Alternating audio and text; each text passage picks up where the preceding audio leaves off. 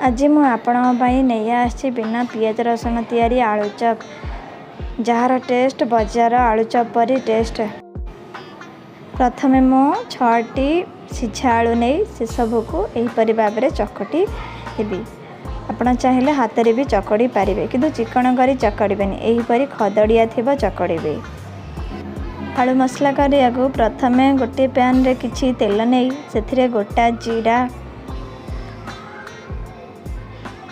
अल्प अदा छेची धनिया गुंड हलदी गुंड लंका भुसंग पत्र प्रथमे अदा कंचा लंका भुसंग पत्र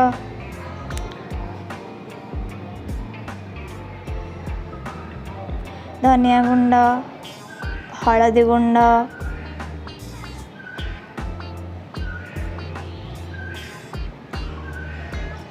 गरम मसला गुंड चकटी रखि आलू को से ढाली दबा।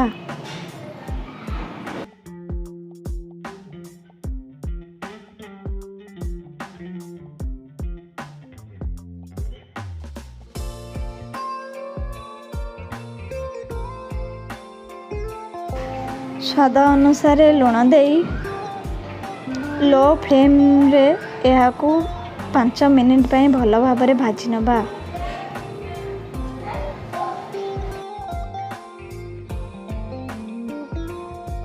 बैटर तैयारी करबा पई लूण लंका गुंड खाइबा सोडा मसला गुंड आउ हलदी गुंड ए सब को बेसन रे भल भाव में गोलाई देबे।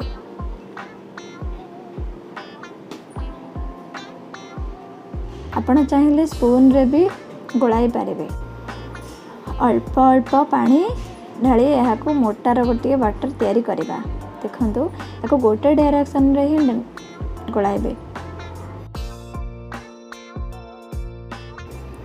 देखंतु एमती ताको गोलाई मझे मझे देखिए से जदि मोटा थी पुणी टिके पानी ढालिबे।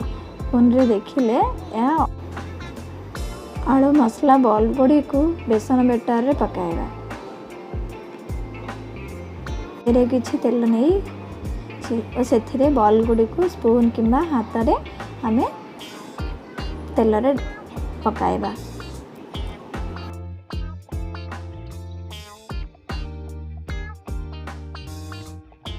छाणीमा समय फ्लेम को आम लो रे रखा और एमती ताकू एपट सेपट करी लगी जाइथिबा चप गुड़िक ताकू आम गोटी गोटी करी छड़ाइबा नले भांगी।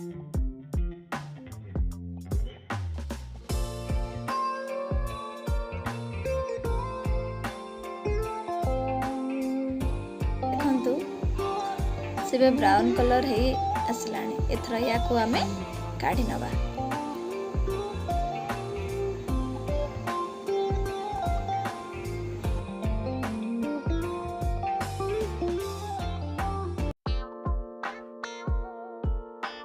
समस्त आलू मसला बॉल गुड़ को यहीपरी तेल रे छाणी नबा।